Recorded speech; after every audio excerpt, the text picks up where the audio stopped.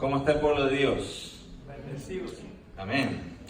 Allá en Chile había un saludo que los hermanos inventaron. A ver, de repente ustedes lo pueden copy-paste, ¿no? Yo preguntaba y decían, ¿cómo estamos, hermanos? Y decían, agradecidos al Señor y esperando su segunda venida. Es bonito, ¿ah? Todos en coro lo decían. De repente aquí podrían hacer ustedes el cambio, ¿no? Pues yo voy a decir, ¿cómo están, hermanos? Agradecidos al Señor y esperando su segunda venida. Amén. Está bonito. Como Maranata, cuando decían los cristianos primitivos, ¿no? A ver, yo les voy a preguntar y ustedes van a responder. Agradecidos del Señor y esperando su segunda venida. ¿Cómo están, hermanos? Agradecidos al Señor y esperando su segunda venida. Ay, suena bonito. Qué bueno, hermanos. Una alegría.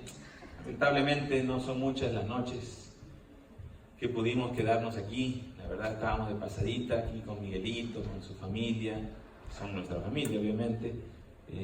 Pasamos rápido porque nuestro destino es Pensilvania. Ya nos esperan 3 semanas de conferencias en Filadelfia, en Lancaster y en Reading. Ahí vamos a terminar.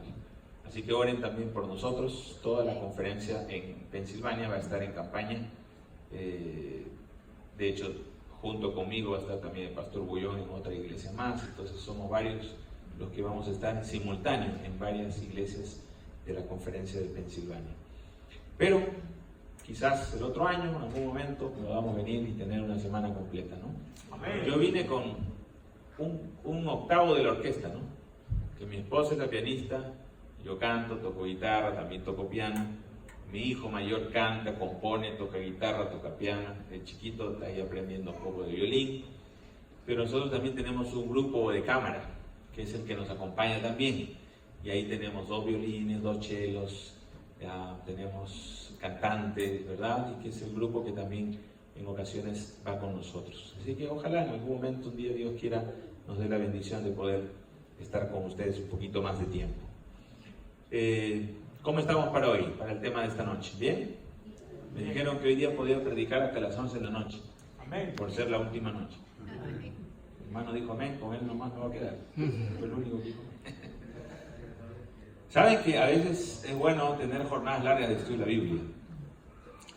Y acá voy a desterrar quizás un mito urbano adventista que tenemos muchos, o teníamos en el caso mío, hasta que estudié teología, y con el estudio teológico uno empieza a sacar algunas ideas erróneas. Toda mi vida creí que la vigilia es amanecerse. ¿Se acuerdan la vigilia de antes? Ahí tenía que estar despierto, echarte agua, hermano, mantente despierto, si no caes en pecado, ¿no? Y se mezclan una cantidad de herejías impresionantes. Pero la Biblia nunca habla de amanecerse.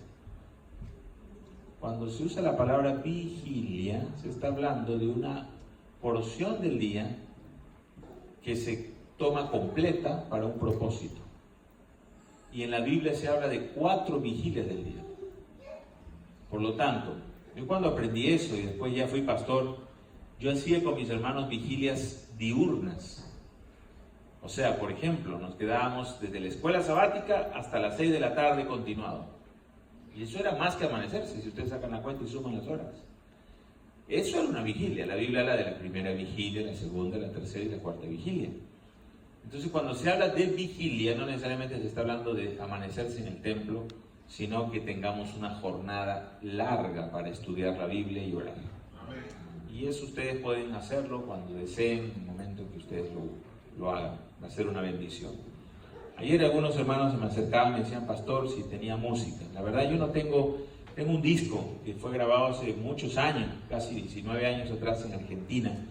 Y usted lo puede encontrar en YouTube, en SoundCloud, ¿verdad? Ahí esa página. Y no traje esa vez ese disco, pero nosotros grabamos un material que se llama Verdades Finales del Apocalipsis. Son 5 capítulos de unos 25 o 30 minutos cada tema. Y cuando grabamos este DVD en Santiago de Chile, es un video, ¿no? en videos, mi idea era la siguiente: siempre hacemos seminarios de Apocalipsis largos y a veces usando un lenguaje para adventistas. Pero hoy la gente no quiere escuchar cosas tan largas. Vieran ustedes los videos que hay en Facebook que se viralizan rápidamente. ¿De qué duración son? Segundos, minutos, muy breves.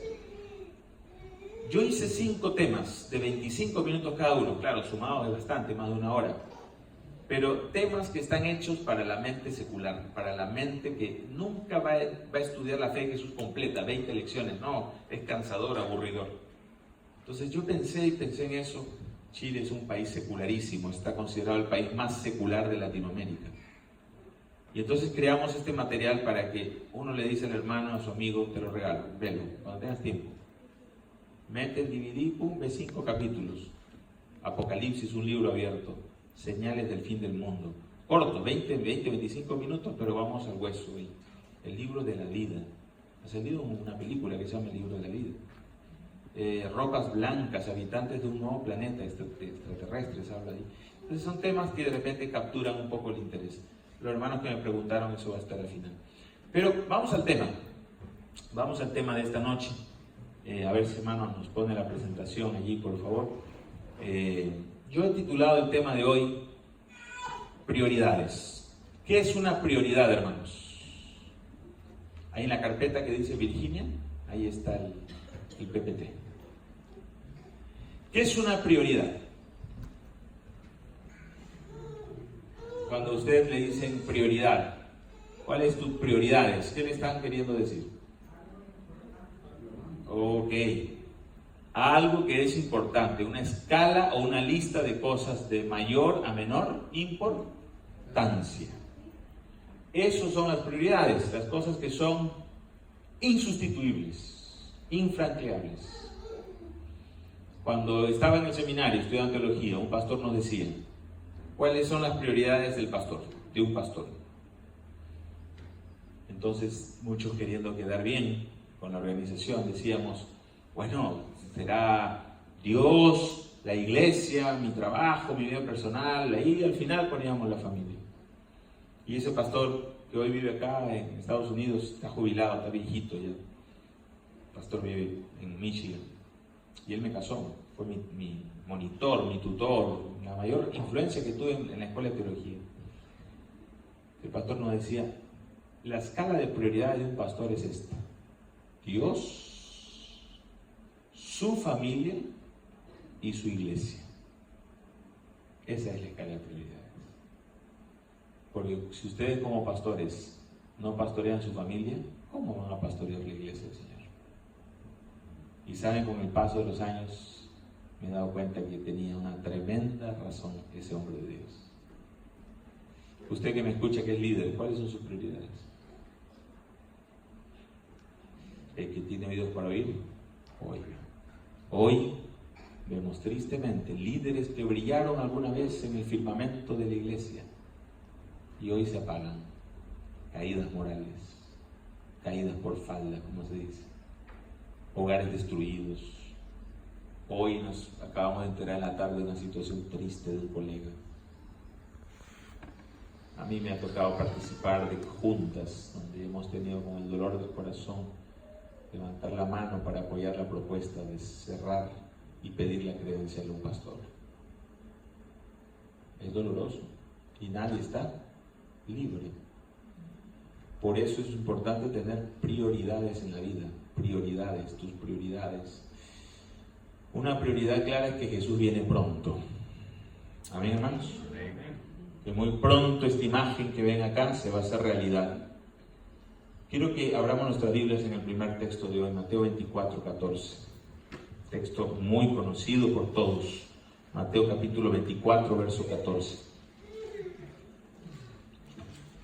Dice la palabra de Dios: y será predicado este evangelio del reino en todo el mundo para testimonio a todas las naciones, y entonces vendrá el fin.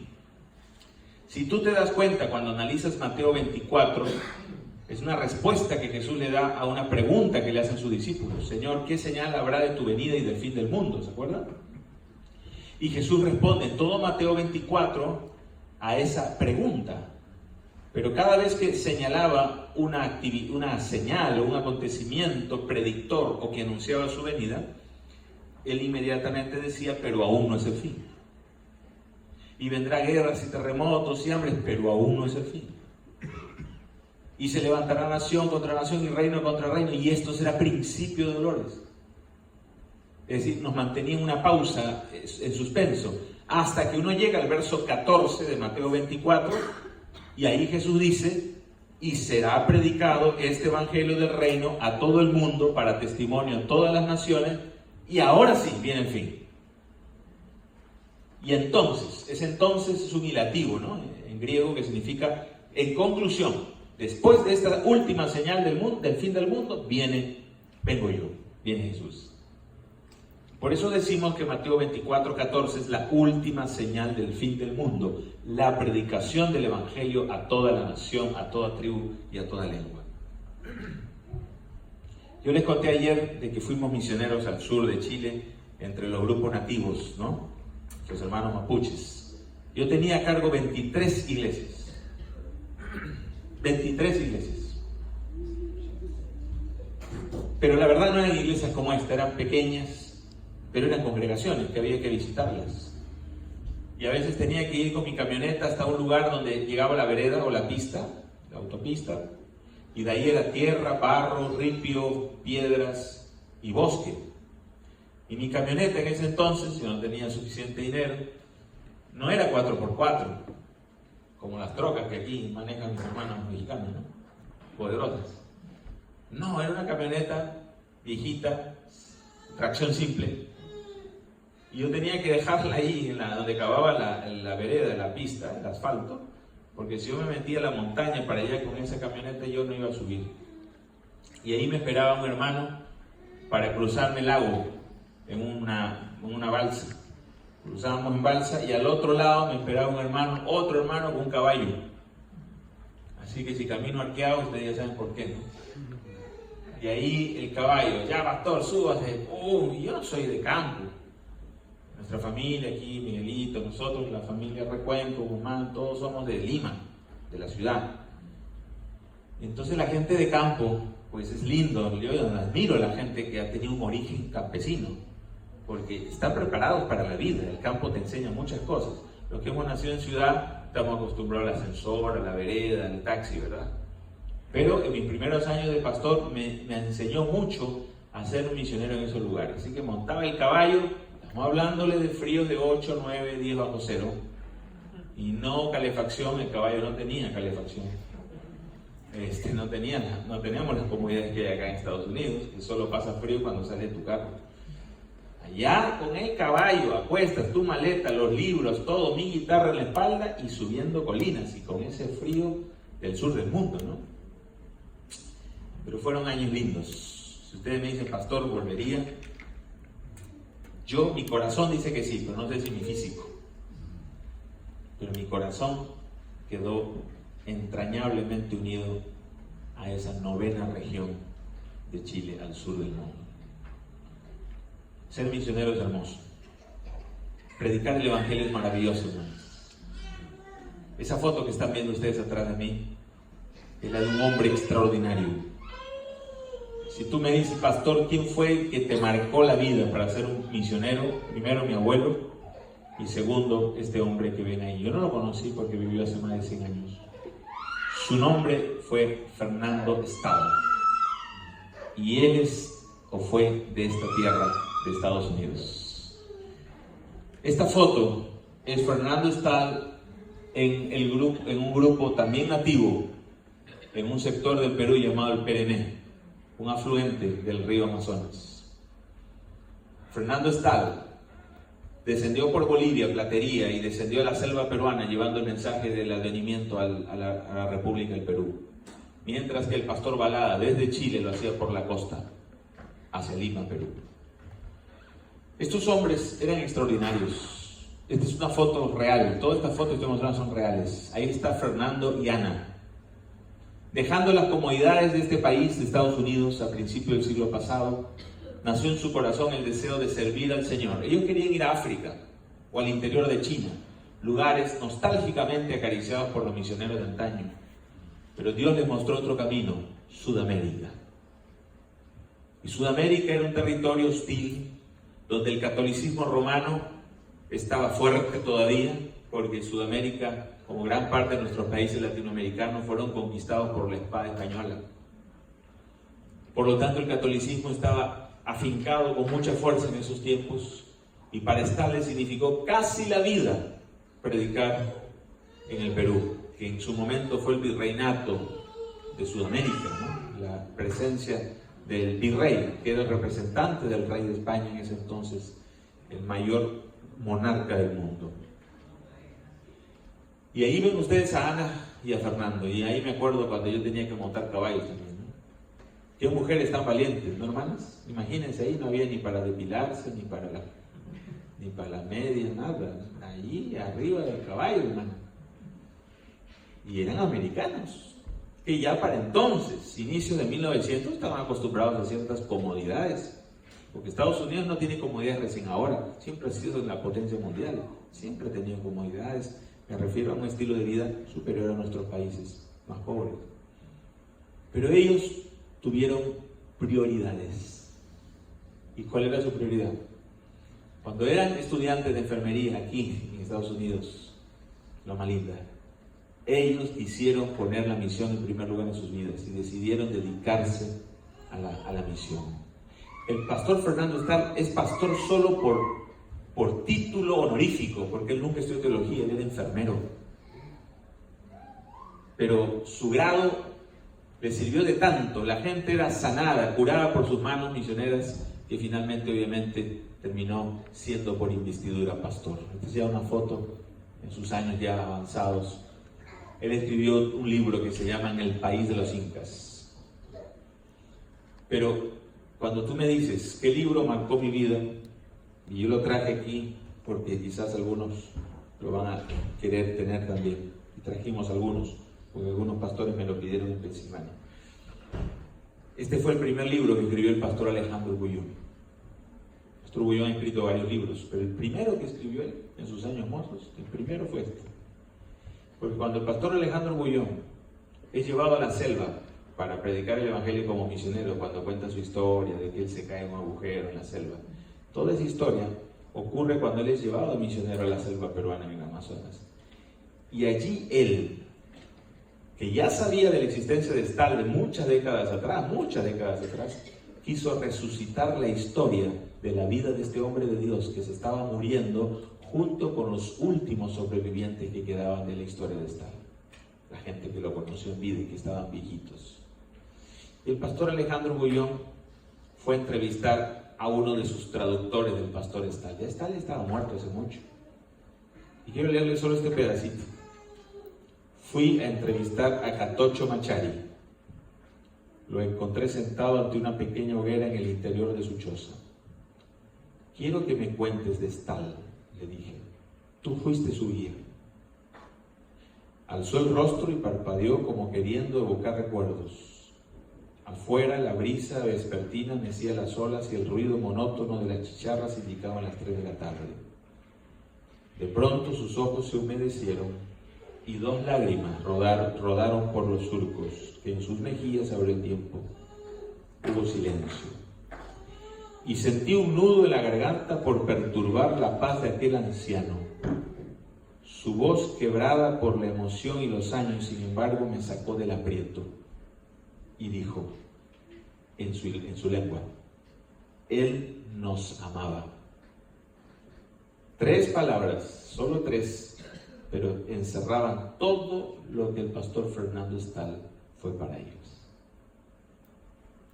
Un día un profesor me dijo, nadie se va a acordar de tus sermones cuando tú te vayas de la iglesia. Los hermanos se van a acordar cómo los trataste. Y eso es verdad. La historia de los misioneros de nuestra iglesia son emocionantes. Yo les he contado a mis hijos siempre esto. El mayor, que se prepara también para ser misionero, el otro año, si Dios quiere irse a Hong Kong a ser misionero.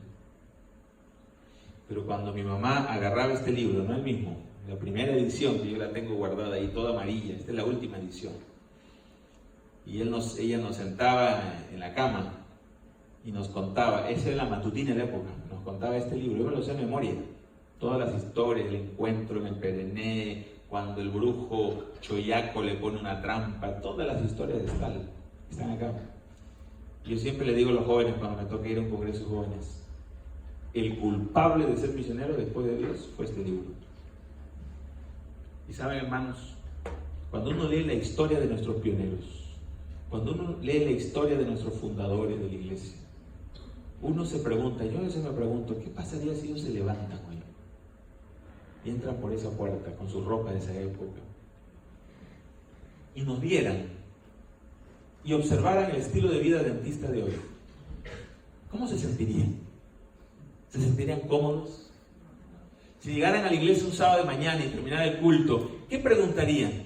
¿Y qué vamos a hacer ahora en la tarde? Porque esos eran hombres inquietos, era gente que hacía cosas tremendas. No concebían en su cabeza que Jesús no viniera en su época. Y Jesús no vino en su época. Durmieron con la esperanza de verlo. Aquí a unas cuantas horas está la casa de Miller, ¿no? Guillermo Miller. Y es emocionante estar ahí, sabiendo que lo que dice de la pluma inspirada, hay un ángel invisible custodiando su tumba. Conflicto de los siglos dice eso. Y él está guardando sus polvos hasta que Jesús vuelva. La fe adventista, hermanos, se basa en prioridades. La ciencia dice que falta poco para el fin del mundo. Hace poco la BBC publicó cuánto le queda según el reloj del Apocalipsis, un reloj simbólico que los científicos han hecho en Europa. Y el año pasado dijeron que quedan solo 2 minutos para el fin del mundo, con tanta carrera armamentista, con tanta bomba atómica que se está preparando, con tanta amenaza nuclear y química. Por otro lado, se nos anuncia que viene un crash, una crisis grande. El 2020 apuntan los grandes premios Nobel que han hablado o se les ha entrevistado, que dicen que el próximo año podría venir esa crisis y partiendo por acá, por Estados Unidos.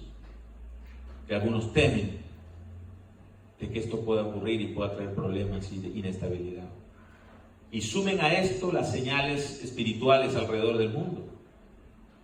Un poder papal que se está moviendo como nunca antes sobre la base de que hay que empezar a impulsar el tema del domingo como una prioridad de familia y social. Curioso que no lo toca tanto como un tema religioso, sino como un producto social. Y está generando que la gente lo admire, que esté en las portadas de las más grandes revistas del mundo y que ya se esté llamando al pontificado del Papa actual el nuevo imperio romano. Y yo no estoy diciendo que sea el último Papa o que venga después, porque eso la Biblia no habla. La Biblia habla de poderes, no de personas. Si acaso hago ese paréntesis, porque en YouTube hay de todo tipo de predicadores últimamente que están hablando una cantidad de cosas impresionantes, desde el 7º, 8º, 9º Papa, el Papa Negro y la inmortalidad del cangrejo.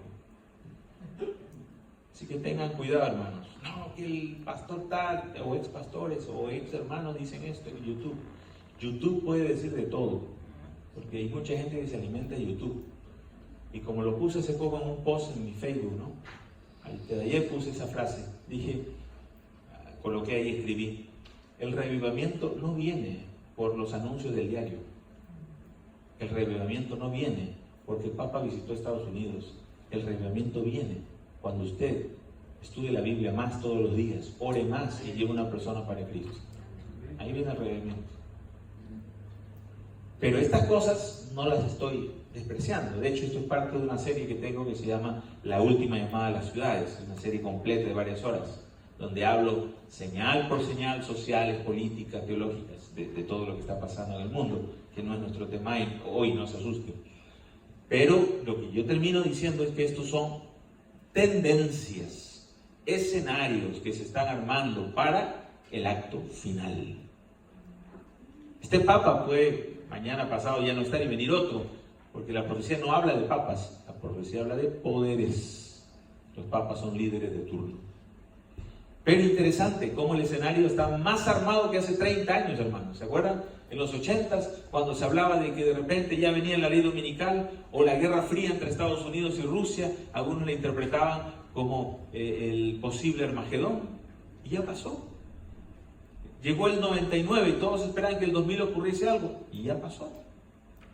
Y ya nos quedan pocos meses, semanas, para entrar a la segunda década del nuevo milenio, al 2020, del nuevo siglo. Imagínense.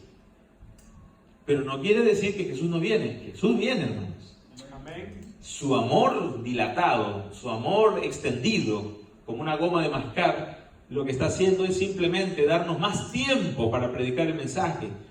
Pero con lo que ya ayer les hablé de cómo las comunicaciones están haciendo su trabajo, yo creo que ya el Señor está a las puertas, porque la tecnología, la ciencia está siendo de alguna manera permitida por Dios su aceleración para que el mensaje pueda llegar de una manera impresionante. Y creo que ya todos los poderes, especialmente de Apocalipsis 13, están alineados. Lo único que falta es el estímulo final y entonces Jesús aparecerá. Voy a avanzar porque no es nuestro tema. Ahora, empezamos leyendo Mateo 24. Pero si ustedes se dan cuenta, voy a partir con algo. Los evangelios no estaban divididos en capítulos cuando fueron escritos. La división en capítulos vinieron muchos siglos después, por los eruditos bíblicos. Pero si tú vas al texto sagrado original, al pergamino original, te vas a dar cuenta que la escritura griega era constante, sin capítulos. ¿Por qué digo esto? Porque Mateo 24 y Mateo 25 es una sola unidad teológica. Grábense esto, eso es una sola unidad. No es que Jesús está predicando Mateo 24 en el Monte de los Olivos y en el 25 se va a otro lado. Está allí, en el Monte de los Olivos. Pero Mateo 24 y Mateo 25 tiene algo interesante, que yo hice aquí un estudio rapidito para que ustedes lo puedan ver. Este es el contenido de Mateo 24 y Mateo 25, capítulos que a nosotros los adventistas nos agrada mucho predicar, porque habla de las señales y de la segunda venida de Jesús.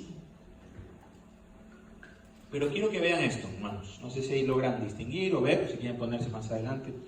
Dice, Jesús utiliza la figurita aquí. Jesús utiliza 1, 2, 3, 4, 5 y 6 parábolas. Después de que Jesús habló de las señales, guerras, terremotos, engaños, falsos profetas, todo eso, Jesús sigue hablando ahora de parábolas. Pero no es que cambió el tema. Jesús sigue hablando de la segunda venida de Cristo, de su segunda venida, solo que ahora lo hace en la forma de parábolas. Y Jesús utiliza 6 parábolas. Y en las 6 parábolas, Jesús nos habla, por ejemplo, de la higuera. Jesús dice, cuando ya su rama está tierna y brotan las hojas, sabéis que el verano está cerca. No dijo fecha, solo dijo, miren, así como miren la higuera, que les va diciendo cuándo el verano está cerca. La higuera no te dice, mira, el 3 de marzo a tal hora ya viene el verano. Solo tú ves su verdor, su cambio en su estructura, en su fruto, en sus hojas, cuando tú dices, ya más o menos estamos cerca. La higuera. Segunda parábola, Jesús habló del padre de familia y el ladrón en la noche. Si dice allí el texto, si supiera la hora que vendrá el ladrón, velaría y no dejaría minar su casa. ¿Se acuerdan de esa historia que Jesús cuenta del ladrón? Pero ¿qué ladrón, por tonto que sea, va a dejarte escrito en tu WhatsApp, mañana a las 3 tenme lista en la casa? Paso por ahí como es ahora. Nadie va a hacer eso, ni un ladrón, ¿verdad? Pero Jesús está usando una parábola absurda para tratar de una vez más mostrarnos de que el día y la hora nadie lo sabe. Tercero, el siervo malo. ¿Se acuerdan de esa parábola? Su señor se va y deja a este siervo que cuide sus tierras. Él dice, mi señor tarda en venir. El día que no espera y a la hora que no sabe llegó. Y entonces fue el lloro y el crujir de dientes. Luego están las 10 vírgenes. Parábola conocidísima por todos nosotros.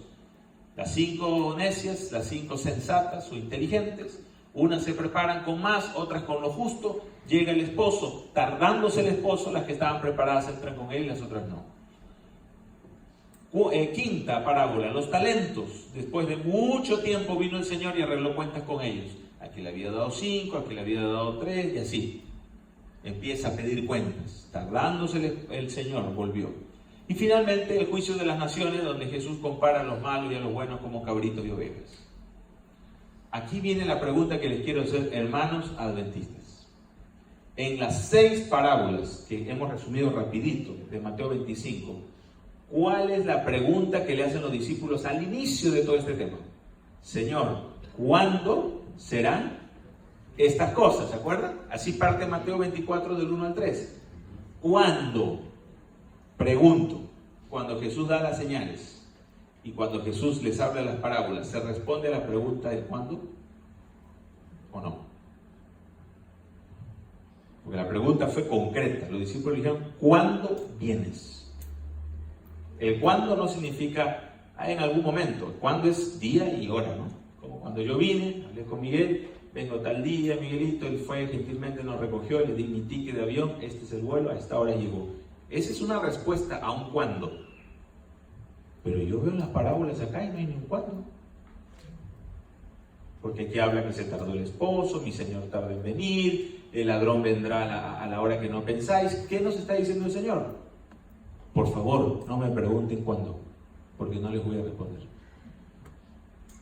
Entonces, Señor, las parábolas que están aquí, ¿para qué nos sirven? Jesús nunca responde a la pregunta ¿cuándo? Jesús nos enseña cómo prepararnos para su venida. Amén.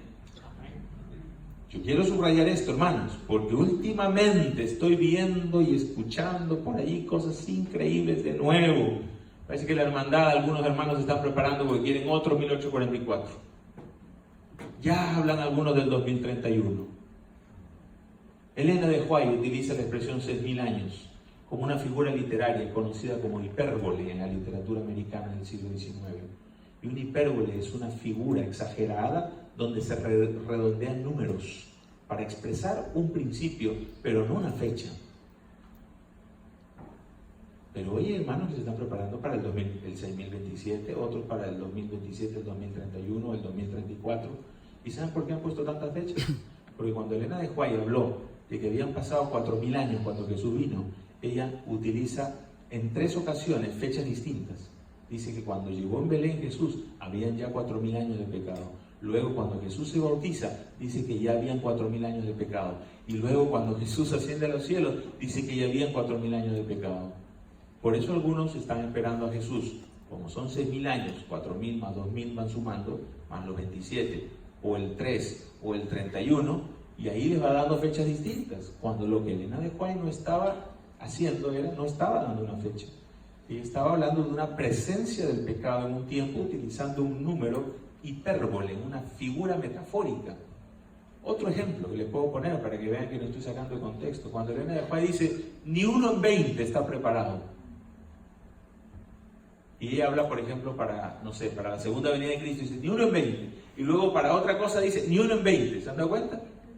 Los que saben de estadística entenderán de que Elena de White no estaba marcando una moda. Moda en estadística significa un referente numérico. No estaba generando un factor estadístico. Ella estaba utilizando una metáfora, un símbolo, un número simplemente, para decir algo como que la minoría está preparada. Ni uno en 20. Los latinos no usamos mucho esas expresiones. Hermano, ¿cuántos hay en la iglesia? No hay nadie casi, pero hay 3 hermanitos ahí sentados. Exageramos, ¿no? Que no es mentir, es utilizar figuras simbólicas. Por eso, los hermanos que sinceramente están completamente confundidos y que están esperando a Jesús en el 2031, probablemente revivan un chasco. Yo no sé si llegó ya acá esa enseñanza. En Sudamérica está fuerte, en Europa está fuerte, y sé que acá también en Estados Unidos, porque cuando vine a hacer una campaña en Texas, 2015, el pastor ahí me dijo, pastor, aquí está fuerte el tema, si puede, hable de ese temita, por favor. Y ahí hicimos un seminario sobre los 6.000 años. Jesús nunca dijo el cuándo, hermanos. Amén. Por favor. Pero vuelven algunos hermanos a insistir, y me parece mucho a la insistencia de los discípulos. Los discípulos insistían, ¿pero cuándo? ¿Pero cuándo? Jesús, el día y la hora nadie lo sabe, ni siquiera los ángeles que están con mi papá ahí en el trono lo saben. Nadie lo sabe, solo mi Padre. Y fíjate, Hechos de los Apóstoles dice que cuando Jesús estaba ya yendo, ya se estaba despidiendo, vayan a Jerusalén a recibir el poder y vayan a predicar este mensaje. Y ya cuando Jesús estaba despegándose del piso, rompiendo la ley de la gravitación universal, ¿no? Por el poder de Dios, y ya estaba despidiéndose. Aún entonces, ¿qué le dice uno de los discípulos? Señor, ¿cuándo restaurarás el reino? Y cabeza dura, ¿no? 3 años y medio. ¿Cuándo? Cuando la pregunta no es el cuándo, sino el cómo. ¿Cuándo? ¿Y qué le dice el Señor? ¿No te he dicho que eso no te toca saber a ti? ¿No les toca a ustedes saber los tiempos y las sazones que el Padre ha dispuesto en su sola voluntad? Vayan a Jerusalén, reciban poder y vayan a hacer lo que les he dicho. El cuándo, déjenmelo a mí. Ustedes cumplan la misión. Punto. Por eso, Mateo 24 y Mateo 25 no responden a la pregunta que los discípulos le hacen a Jesús, el cuándo, sino les dice el cómo prepararse.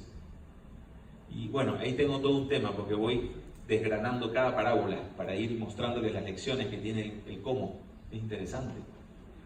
Predico esto, hermanos, y con mucho amor, y subrayo con mucho cariño y amor, porque yo amo mi iglesia y no quiero ver a mis hermanos que cuando llegue el momento, ¿saben lo que hacen cuando son engañados por estos mensajes?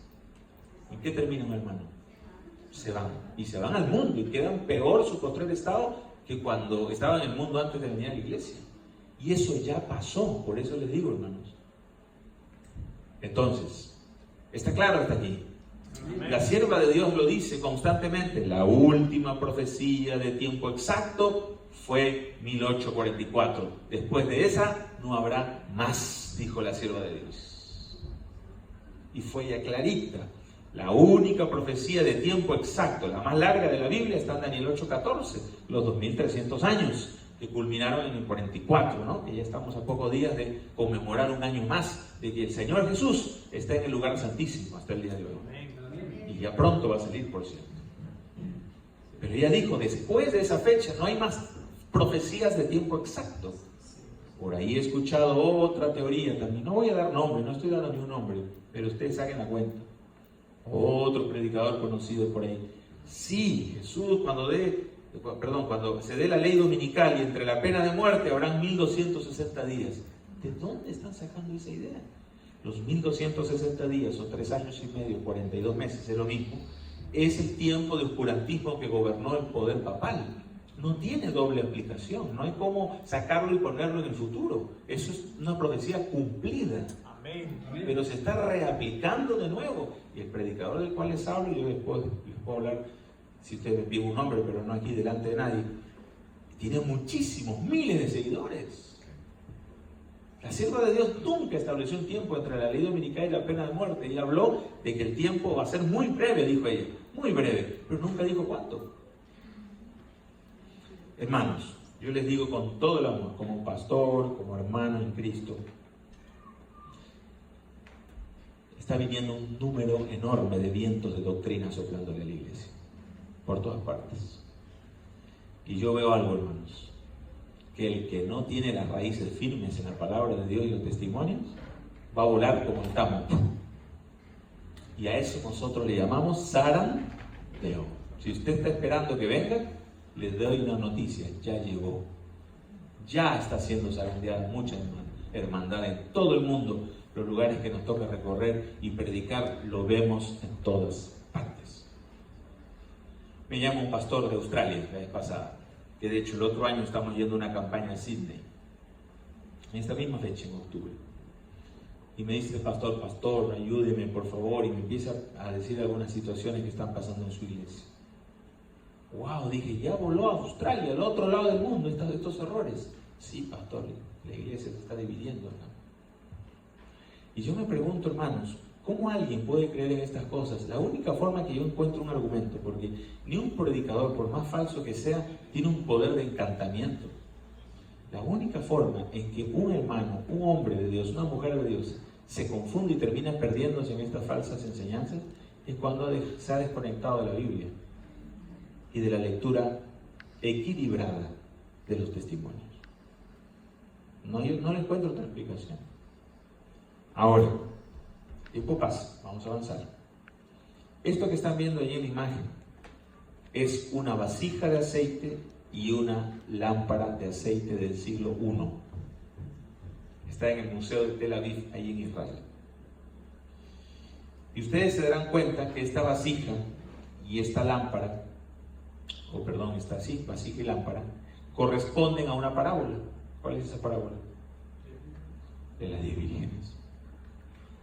Un hermano recreó esto en Chile, un hermano artesano recreó. Yo le dije, hermano, mira las medidas, yo se lo mostré en la foto, con las medidas y lo hizo en cerámica. Lo hizo en arcilla. Y saben que la lámpara es pequeña. Es como de la palma de la mano.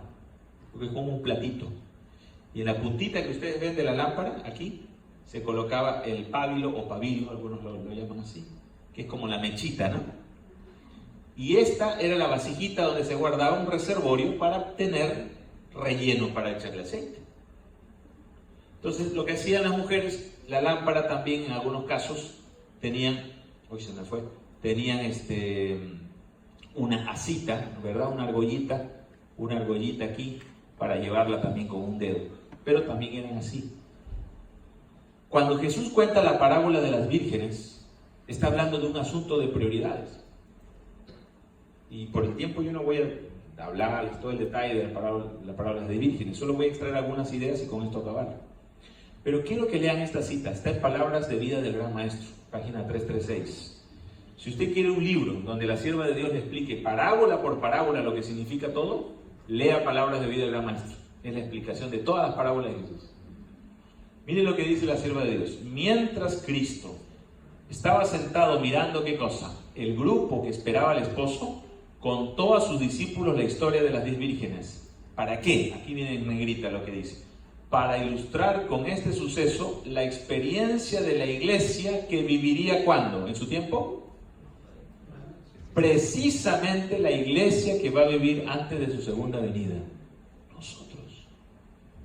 Cuando Jesús contó la parábola de las 10 vírgenes, estaba pensando en nosotros, no en los discípulos. Jesús sabe el futuro, ¿verdad? Jesús sabía que los discípulos iban a morir y que Él iba a demorar todavía en volver.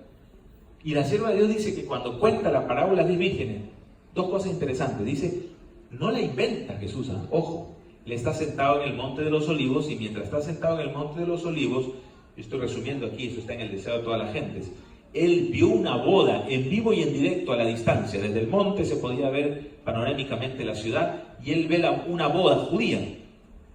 Y usando la figura de esa boda en el atardecer de Jerusalén, cuando ya se estaba poniendo oscuro, Él toma eso que está ocurriendo en vivo y en directo y agarra esa ilustración, esa escena y empieza a contarle la parábola de la Virgen. Miren qué maestro de maestros era el Señor Jesús. Podía ver una hormiguita y agarrar esa hormiguita y contaba la historia de la hormiguita. Maestro de escuela sabática, esa creatividad hay que tener para enseñar. Por eso la gente no se dormía cuando Jesús hablaba. Y todos aprendían, desde el más pequeño hasta el más anciano. Lo que me llama la atención, el segundo pensamiento, es que Jesús está retratando a la iglesia del tiempo del fin, hermanos. Ahora, algunas ideas interesantes. Esta es la mirada desde el Monte de los Olivos a Jerusalén. Jesús quizás tuvo esta vista cuando contó Mateo 24, cuando contó Mateo 25 y cuando habló de la parábola de las 10 vírgenes. Y se estaba atardeciendo, dice la sierva de Dios. Se estaba poniendo el sol. En las bodas judías ocurre algo distinto a las bodas occidentales. En las bodas occidentales nosotros, si ustedes se dan cuenta, le hacen tremenda fiesta de bienvenida a la novia cuando entra, ¿no? ¿Cómo es una fiesta occidental? Entra el pastor, luego el novio espera. Cuando pasa el novio, ¿se ha puesto de pie? Nadie se pone de pie cuando pasa el novio. Pasa la novia, hasta cambia la canción, todos se ponen de pie, los fotógrafos empiezan a tomar más fotos. ¿Es así en Occidente o no?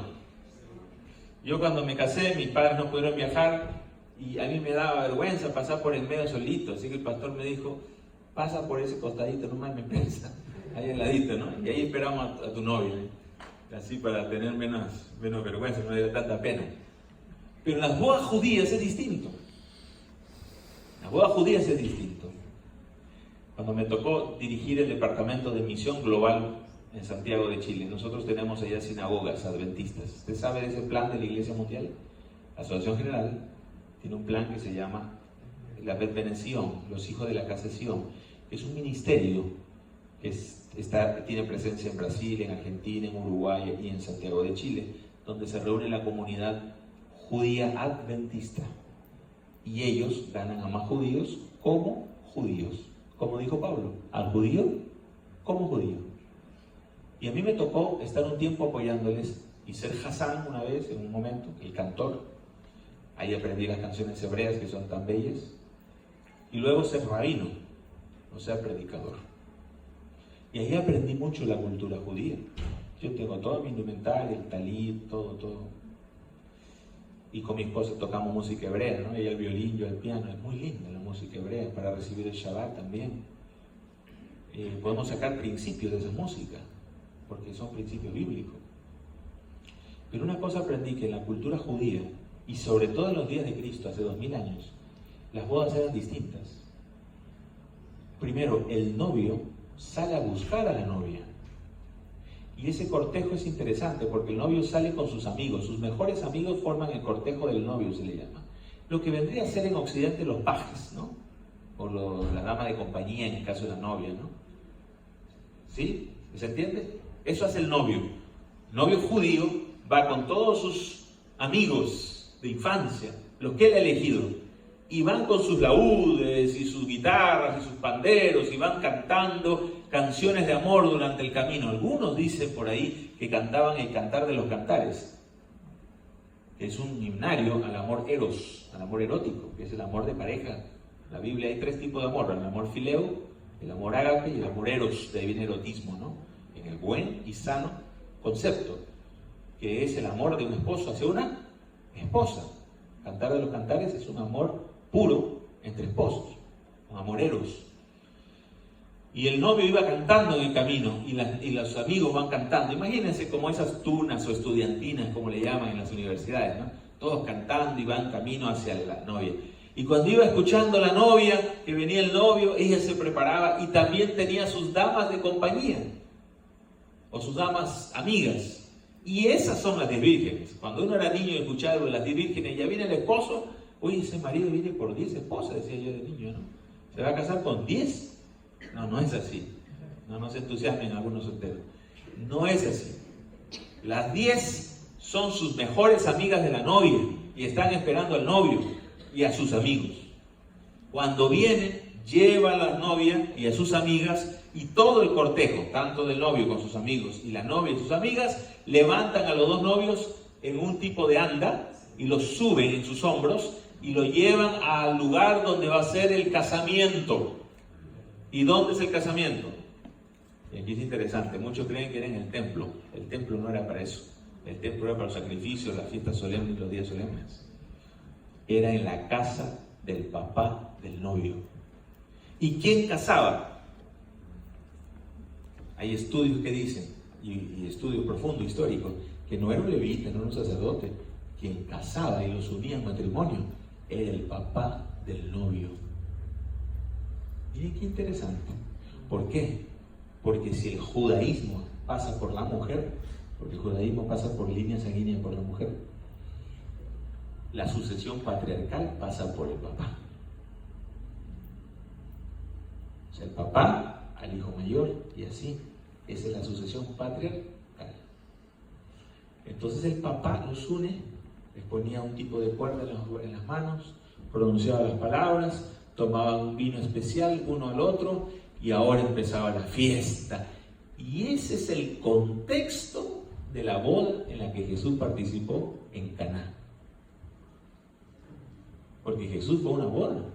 Por lo menos se registra una, yo creo que fue a muchas. Porque Jesús era invitado a todas partes. Y ahí él disfruta. Y ustedes se dan cuenta que ahí en la fiesta el vino era importante, era el jugo de uva. Quizás ellos estarían acostumbrados a tomar con fermento, pero el jugo que hace Jesús asombra a todos, porque era un jugo puro, sin inmundicia, ni siquiera una gota de contaminación y fermentación. Hermanos, yo quiero extraer de acá algunas ideas para terminar. Jesús dijo, yo voy a buscarlos. Él no dice, ustedes me van a venir a ver. ¿Qué dice él? Yo voy por ustedes. Amén. Amén. No se turbe vuestro corazón. Creéis en Dios, creéis también en mí. En la casa de mi Padre muchas moradas hay. Voy pues a preparar lugar para ustedes. Y si me fuere yo a preparar el lugar, vendré otra vez, os tomaré conmigo para que estén conmigo para siempre. Jesús viene por su iglesia, hermanos. Así como viene el Señor, el esposo, por su esposa. Viene por su iglesia. Toma su iglesia y ¿a dónde se la lleva? Al Padre. Y por eso que la cena de la boda del Cordero, ¿dónde es? En las moradas del Padre. Qué lindo, miren todo cómo se engrana. Cómo se engrana todo. Y esa mesa de plata que mide kilómetros, que la señora Elena vio, ¿se acuerdan? ¿Qué simboliza? Pues el banquete, la fiesta, después de la boda, después del encuentro. Y el momento de la boda, ¿cuál es, pastor? Cuando se encuentra el pueblo de Dios junto a su Señor, a Cristo, en ese mar de vidrio. Apocalipsis dice que será un momento extraordinario donde el pueblo de Dios se encontrará con Jesús, el autor y consumador de su salvación. Y Elena agrega algo más. En ese momento se producirá el encuentro de los dos Adanes, dice ella.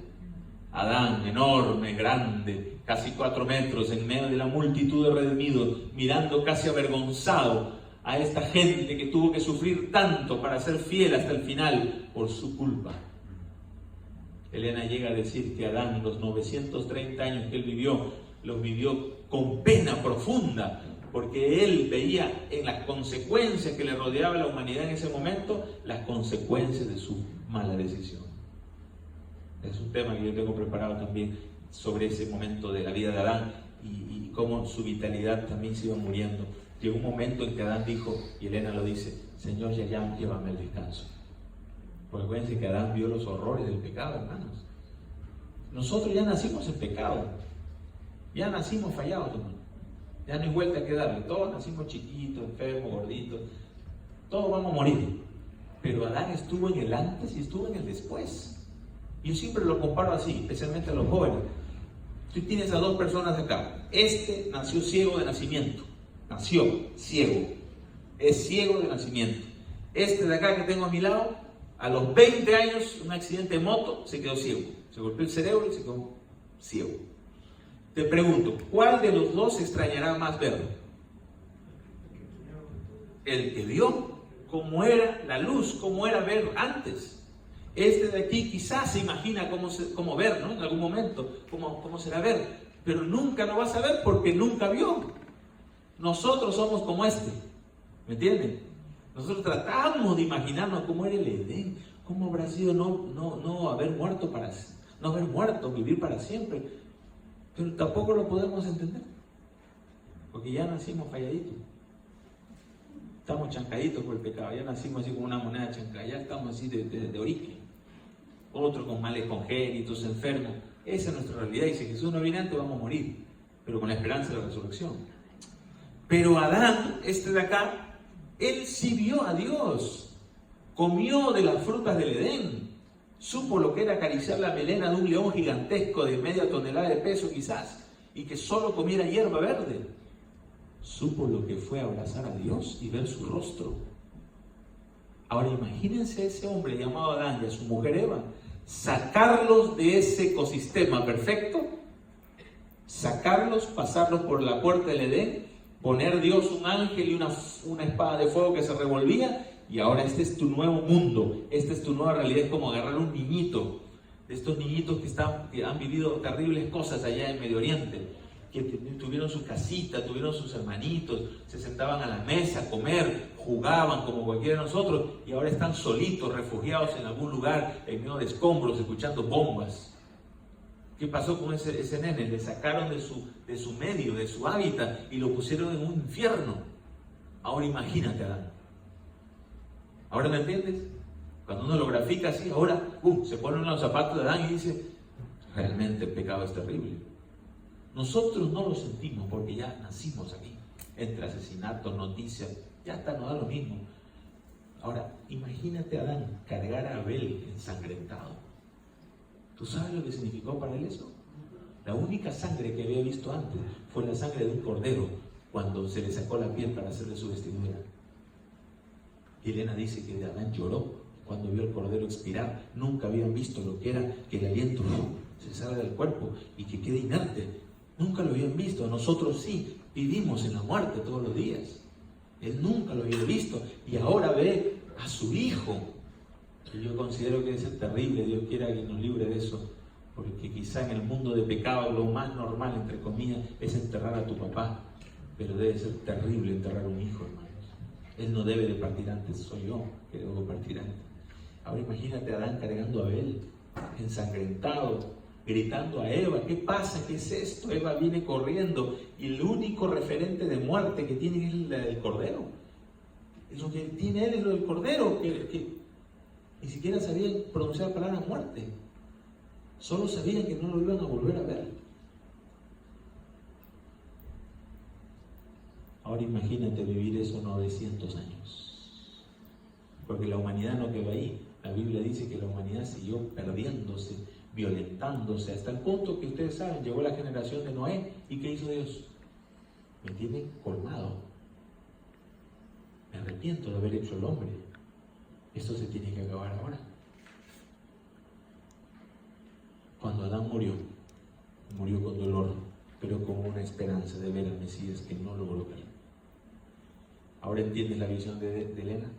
Cuando Adán dice que está en medio de la multitud vestida de ropas blancas, Jesús ahí al frente, todos se inclinan a poner la corona. Luego dice que al son de las arpas todos se vuelven a poner la corona y se ponen de pie, y el único que queda arrodillado, dice Elena de Juárez, es Adán. Adán dice, no se siente digno de pararse de nuevo. Más encima lo delata su tamaño, ¿no? Enorme. Y Jesús se acerca delante de él, rompiendo el orden de ese cuadrado perfecto en el mar de vidrio, y abraza a su pequeño Adán. Y yo me imagino la emoción. Elena dice que prorrumpe el universo en un canto, en la nota más alta en ese instante. Todo el universo, la multitud de redimidos, yo imagino esa escena, hermano. Yo creo que vamos a llorar cuando Jesús abrace a Adán y le diga, se acabó, hijito, terminó todo, el dolor. Y él llorando, sollozando, no quise vivir esto, que ellos sufrieran eso. Se acabó, hijo, ya se terminó. Ahora disfrutaremos la eternidad para siempre. Volviste a casa. Hermano querido, cuando uno presenta así la segunda venida de Cristo, yo te hago una pregunta. ¿Qué tienes miedo a la ley dominical? A pena de muerte, que algunos se dedican 50 horas a predicar ese tema. Yo lo predico, pero no estoy preparándome para la ley dominical, yo me preparo para ver a Jesús. Todo lo demás viene por añadidura. Todo lo demás viene solo. Cuando tú te casaste, ¿qué te dijo el pastor? En la salud y en la enfermedad. En Chile decíamos, con pan y con cebolla. Es decir, en banquete o con un burrito nomás. Pero juntos. En la vida cristiana pasa lo mismo, hermanos. Por eso las 10 vírgenes no tenían sus prioridades claras. Y termino con esto. El Señor nos llama a tener prioridades claras, llenar nuestra lámpara todos los días. Solo hay luz, ¿qué dice la frase? Si hay aceite. Y solo hay aceite si hay una lámpara vacía y dispuesta para recibir su contenido. ¿Tú estás dispuesto a recibir ese aceite todos los días? Pero ¿por qué las otras, pastor, fueron insensatas y también decía que sus lámparas estaban llenas, pero no tenían vasijas? Y ese es un tema que queda, ya nos alcanzó, pero un tema tarea para la casa. Se llama insensatez a no prepararse suficientemente, sino a prepararse al límite. Todas tenían las lámparas llenas, solo 5 tuvieron vasijas. ¿Qué te dice eso? ¿Tuviste la vasija, la foto? Que ellas fueron sensatas y dijeron, vamos a prepararnos más de la cuenta, por si el esposo tarda en venir. Pero ¿qué es prepararse con las justas?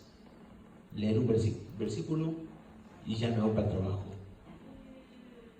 Oro casi como un rezo y ya me voy para el trabajo. Por no tener ningún momento de familia para orar juntos. Con ese snack espiritual, hermano, no llegas ni a 10 kilómetros de la avenida Jesús. Hoy necesitamos más alimento espiritual. Por eso, en el nombre del Señor, yo les invito en esta hora a prepararnos para el pronto regreso de Jesús, para estar listos cuando el Señor vuelva, para cuando Él dé la orden. Este es el momento. Vamos a dar el mensaje. Entonces salgamos obedientes al llamado de Jesús. Hace unos meses atrás, Tuvimos una fiesta en un estadio en la ciudad de Lima. 59.000 hermanos se reunieron para un programa llamado Impacto Esperanza. Y un mes antes, los pastores de las uniones de allá me dicen: pastor, ya que está aquí con nosotros, yo vuelvo a mi país después de 20 años, y usted es músico y su esposa es profesora, son músicos los dos, ayúdenos a preparar un gran coro que cierre el evento, el culto ahí en el estadio. Era un sábado. Estaba el pastor Wilson, estaba la iglesia en Sudamérica, los líderes. Y nosotros habíamos preparado ese canto hace mucho tiempo, pero esa vez ellos me dijeron: pastor, prepara un coro grande para un estadio. Un coro de 20 personas ni se nota, de 50 no se nota, de 100 no se nota.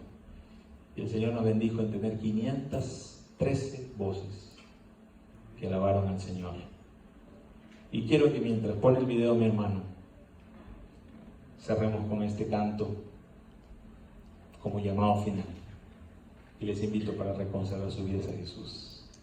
Jesús muy pronto vendrá.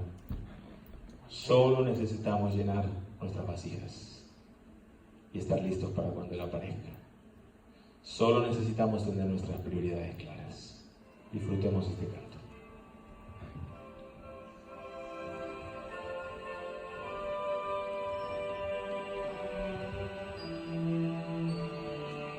Cuando mi esposa lo dirigió, ella me decía: era como estar en el cielo, ¿no? Me tocó estar dirigiendo ese coro tan grande. Nunca en su vida había dirigido un coro tan grande.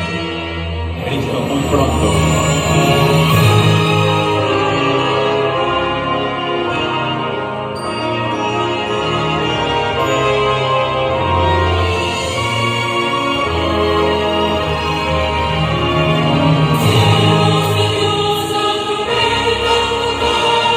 Cristo muy pronto vendrá.